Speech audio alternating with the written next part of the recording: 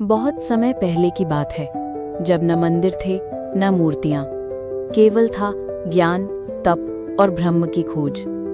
एक वन में महान तपस्वी ऋषि गौतम और उनकी पत्नी गौतमी तप कर रहे थे।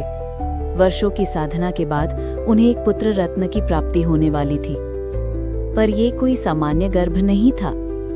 गौतमी जब ध्यान में होती तो उन्हें अनुभव होता मानो उनके गर्भ में कोई मंत्रोच्चार कर रहा है, शांति से, भीतर ही भीतर। उस बालक ने किसी से कुछ सीखा नहीं था, फिर भी वो कह रहा था, मैं जानता हूँ कुश के रथ को, मैं जानता हूँ इंद्र की वाणी को, मैं जानता हूँ उस ब्रह्म को जो सब में व्याप्त है। उसने कहा, अहम ब्रह्मास्मि।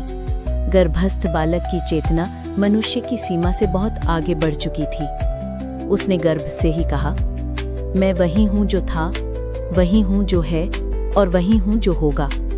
देवताओं तक को आश्चर्य हुआ कि ये बालक कौन है जो गर्भ में ही ब्रह्म को जान गया। जन्म हुआ, लेकिन वो पहले से जागृत था। जब उस बालक का जन्म हुआ, नाम रखा गया वामदेव। वो रोया नहीं, बल्कि उसकी पहली ध्वनि थी ओम। बचपन में ही वो ऋचाओं का उच्चारण करने लगा। उसके मुख से निकलते मंत्र सीधे ऋग्वेद में जुड़ गए। वामदेव बड़े हुए, पर उनका ज्ञान किसी ग्रंथ से नहीं, बल्कि आत्मज्ञान से उपजा था।